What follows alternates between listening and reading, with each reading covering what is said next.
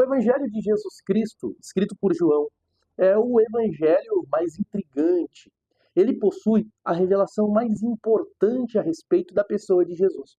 Enquanto Mateus escreve mencionando que Jesus é o rei prometido, Marcos mostra que Jesus é o servo sofredor, e Lucas o revela como filho do homem, o homem perfeito. João revela Jesus de uma forma muito mais interessante. Ele pega todos os evangelhos e confirma, de fato, ele é o rei. De fato, ele é servo. De fato, ele é o homem perfeito. Mas, acima de tudo, ele é o Verbo de Deus que se fez carne e habitou entre nós. Olá, meu querido, como você está? Eu sou o Osni, seja muito bem-vindo ao meu canal, o canal de estudo da Bíblia Sagrada, da Palavra de Deus, teologia e das revistas de lições bíblicas da Escola Bíblica Dominical do currículo da CPAD.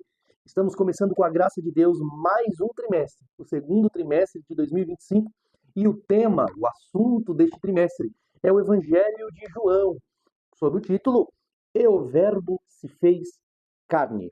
Jesus sob o olhar do apóstolo do amor. E neste trimestre estudaremos de uma forma expositiva o Evangelho de João, o quarto Evangelho, e aqui destacaremos os principais pontos de cada uma das perícopes apresentadas. Nessa lição, a lição de número 1, estudaremos sobre o Verbo que se tornou carne. É uma lição introdutória, é uma lição de apresentação do livro que nós vamos estudar, do Evangelho em si, das bases e da fundamentação teórica do Evangelho de João. Quem diria? João, um pescador, ele escreveu um evangelho tão completo que tem até uma fundamentação teórica, filosófica muito bem embasada no capítulo 1. E é sobre isso que nós vamos falar agora. O texto áureo está em João 1,14. E o Verbo se fez carne e habitou entre nós. E vimos a sua glória como a glória do unigênito do Pai, cheio de graça e de verdade. Há uma tradição aí que diz que Maria é cheia de graça. Na verdade, cheio de graça é Cristo. Maria foi agraciada, mas ela não é cheia de graça. Cheio de graça é o Verbo que se fez carne e habitou entre nós. A verdade prática diz que o Verbo de Deus se inseriu na história, assumindo a forma de homem para redimir os pecadores. Deus intervém na história por meio do Verbo que se fez carne. Não se esqueça, acompanhe o nosso canal. Se você não é inscrito, inscreva-se, curta o vídeo, comente aqui embaixo aquilo que Deus ministrou ao seu coração, aquilo que você aprendeu, dúvidas, para que a gente possa crescer juntos na nossa caminhada, na nossa jornada espiritual. Siga-nos nas redes sociais e vamos juntos crescer na graça e no conhecimento, aprendendo mais a palavra de Deus. Pois bem, mais um trimestre e um assunto importantíssimo. No trimestre passado, nós trabalhamos de uma forma muito bem enfática a respeito da cristologia, da pneumatologia, teontologia, para fins de defesa da fé, para fins apologéticos. Tratamos assuntos e, inclusive, falamos sobre a encarnação do Verbo. Estudamos a respeito da encarnação do Verbo. E você, se você não estudou, não chegou a ver, nós fizemos um vídeo aqui no canal sobre esta lição, sobre a encarnação do Verbo. E de lá, nós já começamos a lançar as bases de muito do que é apresentado na lição de hoje. Mas o meu objetivo não é repetir e também não é me centrar apenas na revista ou na lição.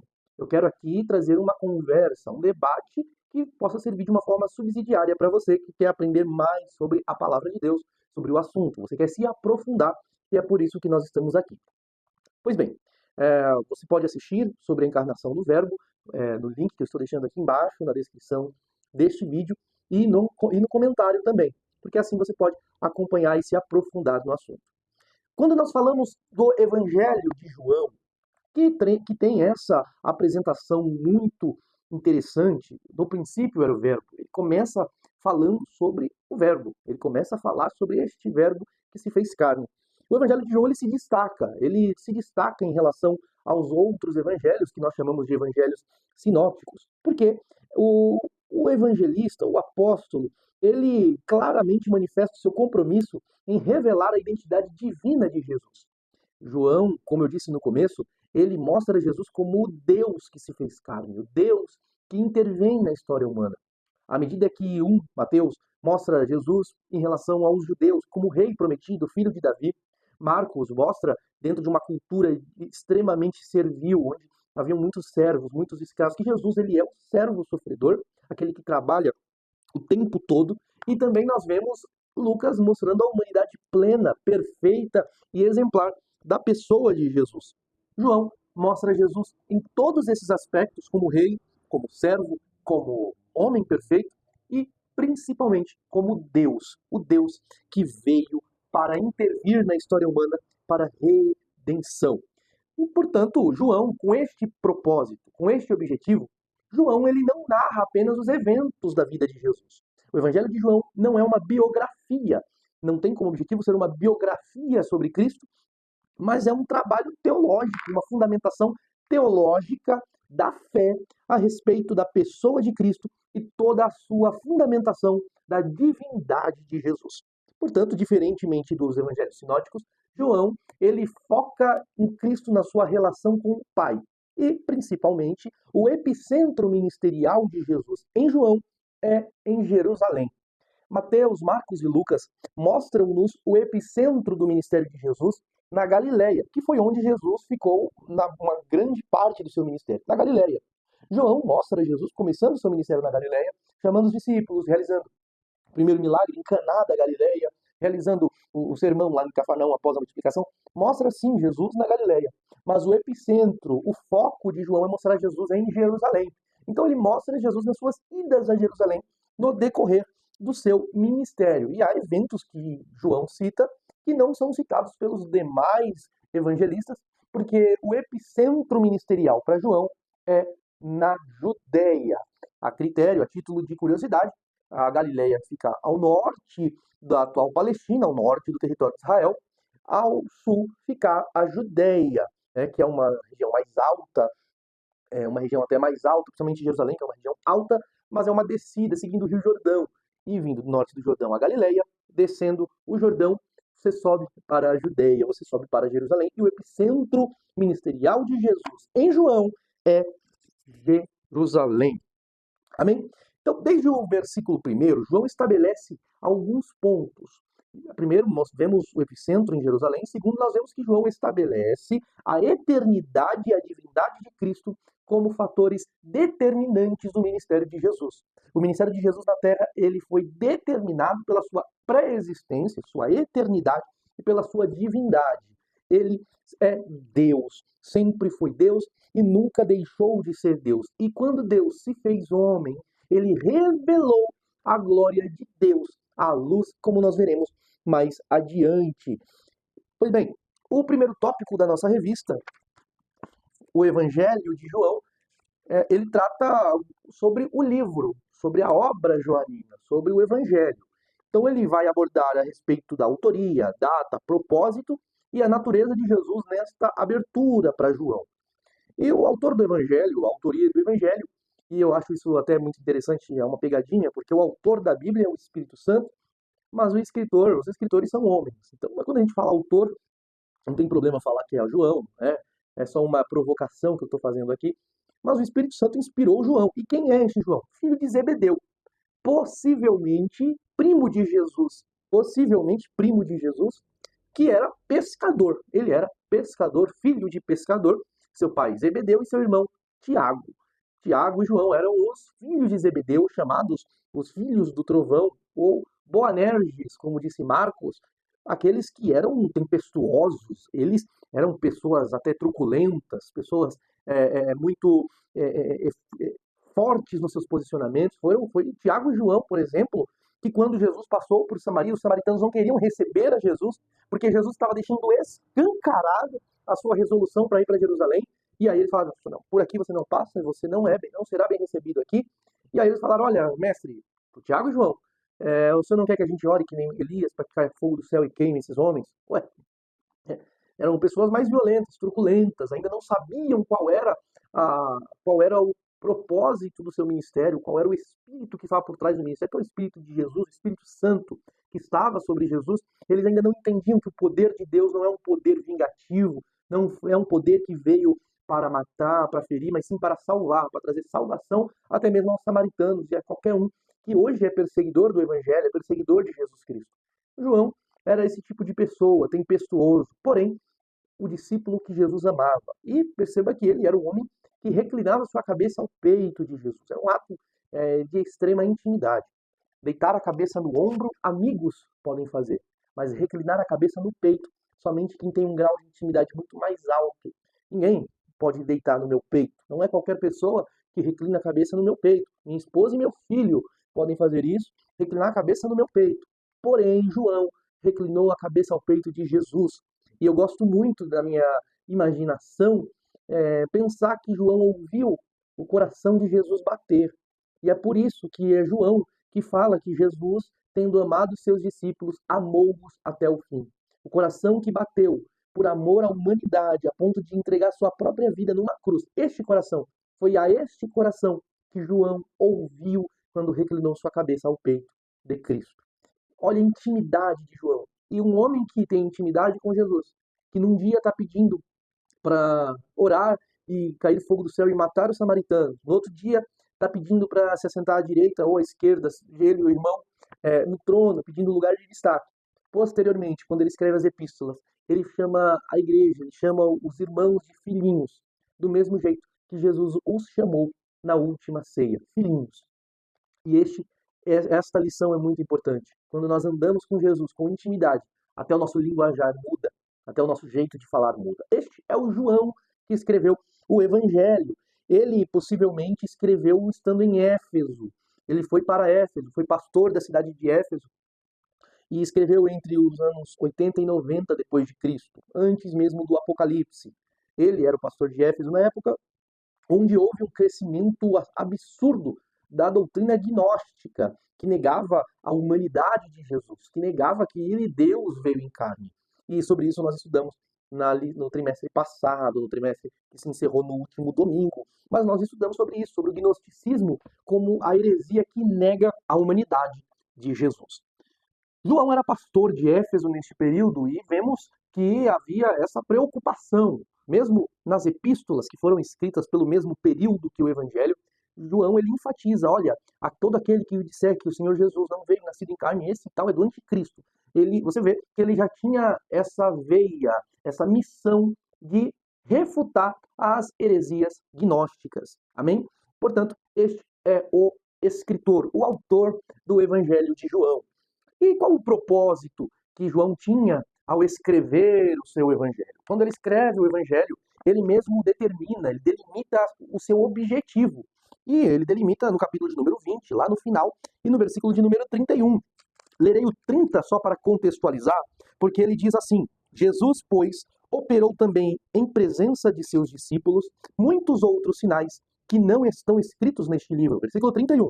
Estes sinais, porém, foram escritos para que creiais que Jesus é o Cristo, o Filho de Deus, e que para que, crendo, tenhais vida em seu nome. Portanto, o Evangelho de João não se trata apenas de uma biografia de Jesus Cristo, mas sim de uma obra com um objetivo claro, explícito, de gerar fé na vida de seus leitores, conduzindo-os ao conhecimento e à fé salvífica. E o apóstolo João também nos traz uma reflexão a respeito da natureza de Jesus, que é o terceiro subtópico, a natureza de Jesus, que há um equilíbrio. João foca muito na divindade, mas ele traz um equilíbrio entre a divindade e a humanidade de Jesus. Aquilo que nós chamamos de união hipostática, as duas naturezas de Cristo que não se fundiram e não se eliminaram e não se sobressaíram, mas sim elas estiveram unidas, de uma união hipostática. Nós já estudamos sobre isso na lição, no trimestre passado. E ele mostra esse equilíbrio entre as duas naturezas. Enquanto João enfatiza que Jesus é o verbo eterno, lá em João 1:1, no princípio era o verbo estava com Deus e o verbo era Deus. Ele enfatiza que Jesus também é humano, ressalta suas emoções, o seu cansaço, até mesmo as suas lágrimas. Ou vocês estão lembrados de João 11:35, que é o menor versículo da Bíblia. Jesus chorou. Jesus chorou. Este versículo está em João, mostrando este enfoque duplo que é essencial para a compreensão cristológica joanina. Jesus não era apenas um mestre ou profeta, mas também o Deus encarnado, plenamente divino e plenamente humano. Amém? Segundo tópico, Jesus, o verbo de Deus.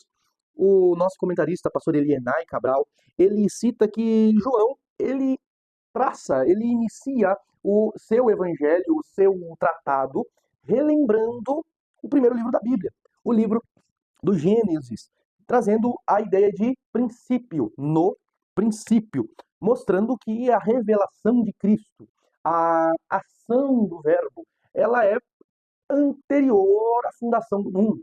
Ela é anterior à criação. Jesus, ele é o Cordeiro morto desde a fundação do mundo. Perceba que a obra da cruz já havia sido determinada na presciência do Pai.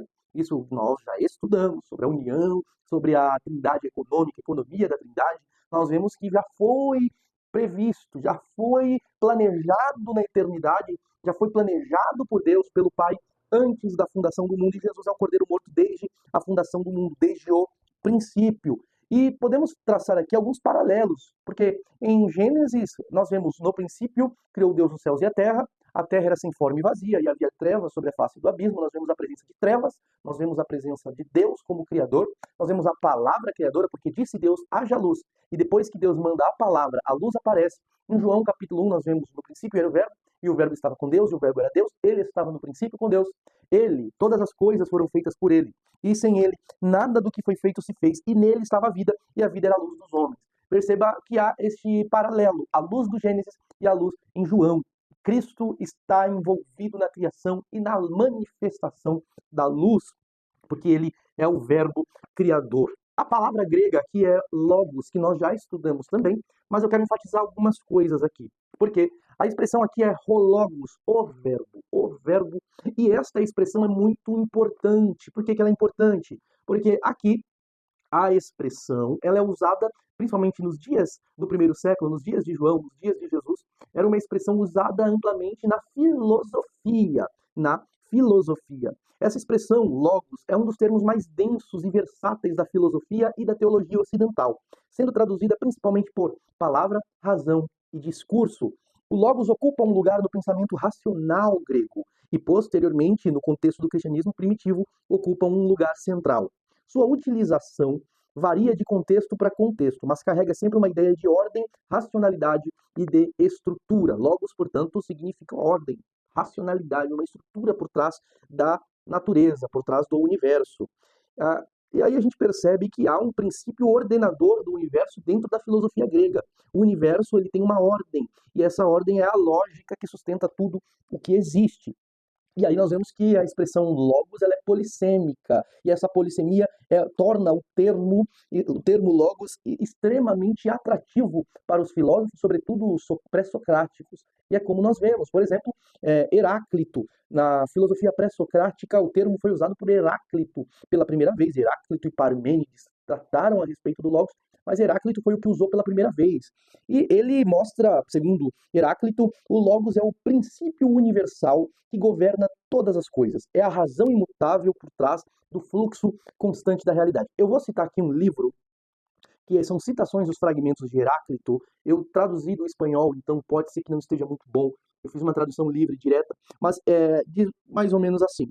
O que aqui importa ter em mente, acima de tudo, é que Heráclito, ao falar do logos, não se referia à operação humana de dizer ou relatar o que existe, mas sim uma lei, uma determinação, uma razão ou um dizer que é independente do ser humano e anterior à sua existência, e sempre regeu as próprias coisas como tais, separando-as entre si e concedendo a cada uma a sua identidade e alteridade em relação às outras. O que isso significa? De acordo com Heráclito, o logos ele é o dizer sobre-humano, a razão sobre-humana.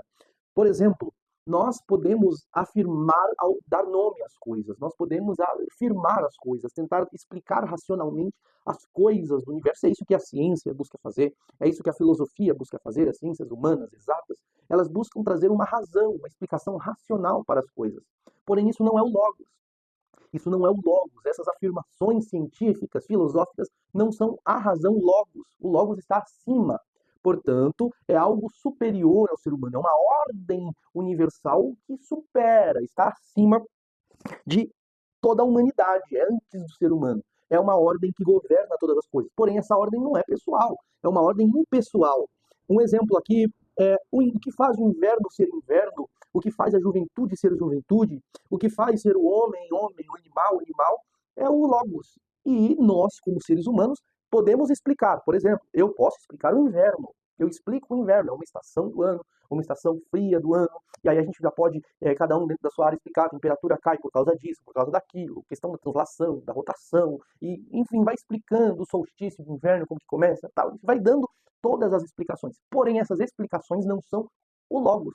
O Logos é a razão que está acima, que faz o inverno ser inverno. Espero estar sendo claro. Se tiver alguma dúvida, comente aqui. Mas Logos, de acordo com Heráclito, é a razão sobre-humana, que nós, como seres humanos, podemos apenas ter noção da sua existência. Nós não conseguimos captar a sua essência, mas nós podemos entender que ela existe. Nós podemos saber que ela existe e compete a nós tentar pegar sua essência, embora isso não seja possível na nossa atual condição. Por quê? Porque nós somos matéria, nós estamos dentro da matéria, nós estamos limitados pela natureza. Limitados pela natureza, a gente não consegue acessar o princípio que rege a natureza. Podemos apenas arranhar sua superfície. Até aqui tudo bem? Eu resumi o pensamento de Heráclito e Parmênides. Portanto, uma tarefa difícil, espero ter sido claro para vocês. Amém? Pois bem, o Logos de Heráclito é uma ordem cósmica oculta, inalcançável, que o ser humano pode arranhar a sua superfície, mas não pode abraçar totalmente a sua essência. E é por meio de buscar o Logos, é por meio de buscar alcançar o Logos, que o ser humano encontra um sentido na sua vida, um sentido para ele poder ser constante, uma vez que a vida é inconstante, ela muda muito. A vida muda, você está em constante transformação. E dentro dessas transformações, quando você vai ao Logos, busca o Logos, você encontra um caminho firme em meio às instabilidades da vida. Essa é a visão de Heráclito. Mais adiante, depois de Heráclito, nós temos os estoicos, em especial Zenão de Sítio e Crisipo de Solos, que expandiram o conceito do Logos, enxergando o Logos como a razão divina que é imanente ao cosmos. É o fogo racional que estrutura toda a natureza. Para os estoicos, o Logos é o próprio Deus identificado com a razão. Então, o Logos ele é um Deus racional, ele é o Deus razão, é o Deus natureza em sua totalidade. É isso que é o Logos de acordo com os estoicos. Eles acreditavam que viver de acordo com o Logos significa viver de acordo com a razão, portanto, de acordo com a própria natureza. Ou seja, você vivendo de acordo com a sua própria natureza, você está vivendo de acordo com o Logos e, portanto, você encontrou o sentido da sua vida. Esse é o Logos, deixa de ser uma explicação metafísica, como é a explicação de Heráclito, e passa a ser uma explicação mais ética, que é a explicação estoica. E, posteriormente, já saindo dos gregos, indo para os judeus, Filon de Alexandria, contemporâneo dos apóstolos, do primeiro século, um judeu helenista do século I, ele fez a ponte do grego, da visão grega do Logos, com a teologia judaica. E em seus escritos, ele interpreta o Logos como um intermediário entre Deus e o mundo. Então, para ele, o Logos não é necessariamente Deus, mas é um intermediário. Então, ele chama de o primeiro nascido de Deus, ou o arquétipo das ideias divinas.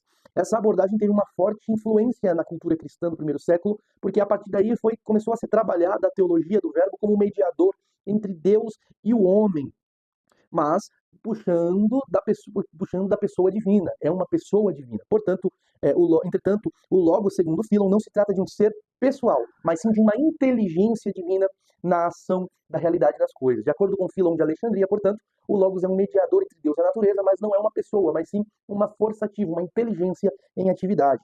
E no Evangelho de João, que é o objeto do nosso estudo, o Logos deixa de ser um princípio racional impessoal e passa a ser identificado numa pessoa só, a pessoa de Jesus Cristo. E o apóstolo João retoma o vocabulário filosófico grego, especialmente em Éfeso, onde ele residia, onde eu falei que em Éfeso havia esse debate constante com os gnósticos.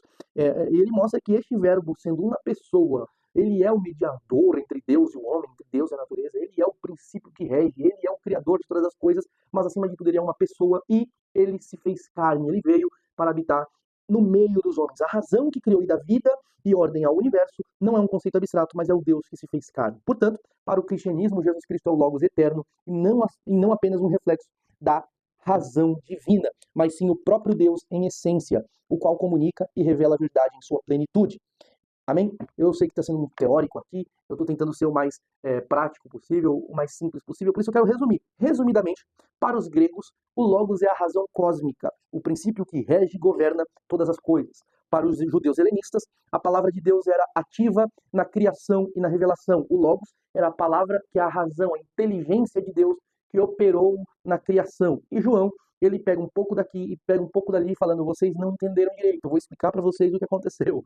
Ele é sim o princípio que rege o universo, e ele é sim a palavra que ativa, que atua, mas ele é uma pessoa, e essa é a pessoa de Jesus Cristo. Ele é o Logos. Amém? Se você teve alguma dúvida, por favor, comenta aqui, que eu vou ter o prazer em te ajudar, tá bom? Eu estou lendo aqui as minhas anotações de uma forma mais rápida, mais fluida possível, porque eu sei que para um vídeo de YouTube, alguém falando acaba sendo muito complicado. Porém, é importante que você estude, tá? Estou citando Heráclito, estou citando Parmênides, tem a obra Fragmentos, Heráclito Fragmentos, tem a obra de Filon de Alexandria, e você pode pesquisar isso, está em domínio público na internet, você pode ter acesso a tais informações e poder aumentar os seus conhecimentos sobre o que significava Logos nos dias de Jesus, nos tempos do primeiro século, o debate filosófico do Logos. Amém?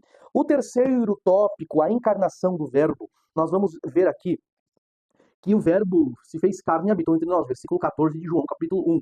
Desmontando toda e qualquer heresia gnóstica, João reafirma a doutrina da divindade e da humanidade plena de Cristo. Deus, em sua essência e totalidade, assumiu a forma humana em sua totalidade, vindo habitar entre os homens.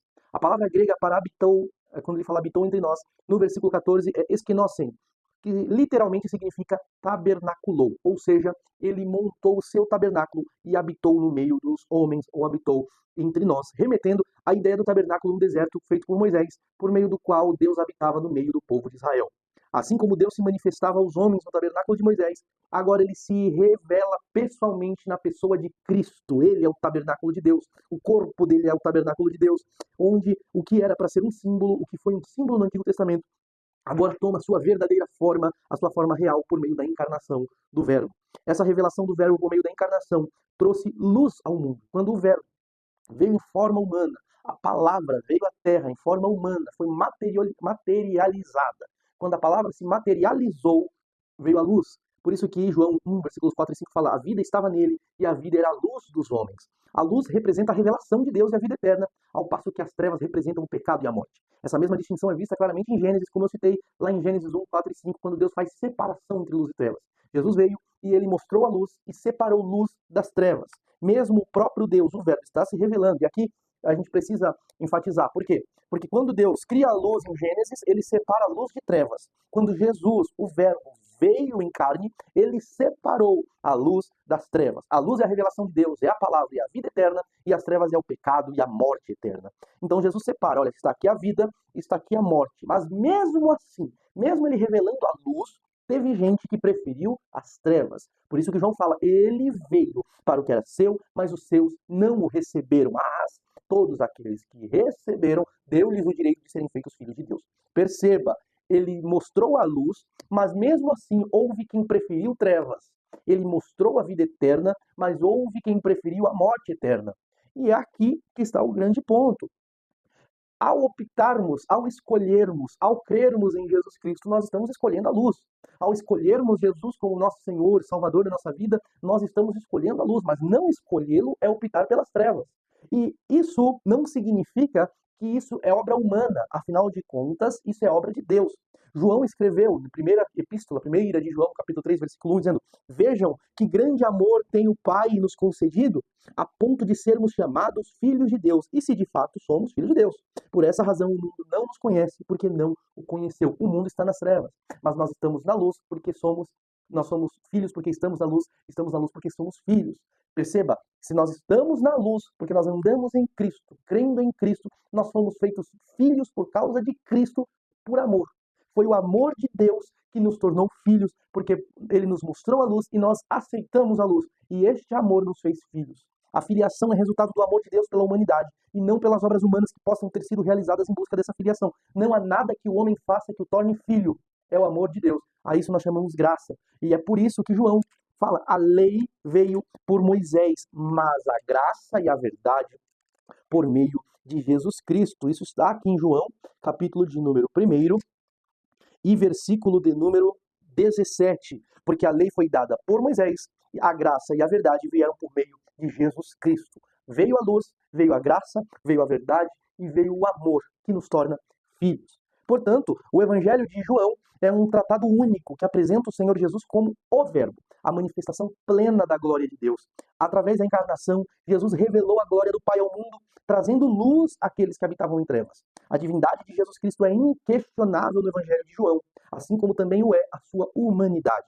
Jesus não apenas veio ao mundo, mas também habitou entre os homens para que fosse possível que nós, diante da luz, fôssemos feitos filhos de Deus. Portanto, ao nos depararmos da luz, somos levados a tomar uma decisão em definitivo. Ou aceitamos ou recusamos. Não existe meio termo nem alternativas extras. Ou corremos para a luz ou permanecemos em trevas. E quando lemos o Evangelho de João, nós vemos que Jesus divide opiniões. Vários momentos nós vemos as pessoas discutindo na Bíblia, no Evangelho de João, sobre a pessoa de Jesus. Os que creem e os que não creem. Os que querem argumentar a favor de não crer. E é isso que acontece até hoje. Quando a luz de Cristo se manifesta pela expressão da palavra de Deus, muitos de nós procuramos explicar o porquê não cremos. Ah, porque isso, porque aquilo, e queremos argumentar, mas não há argumentação aqui. Ou você aceita a luz, ou você opta pelas trevas. Que Deus nos guarde para que possamos andar na luz, como na luz Ele está.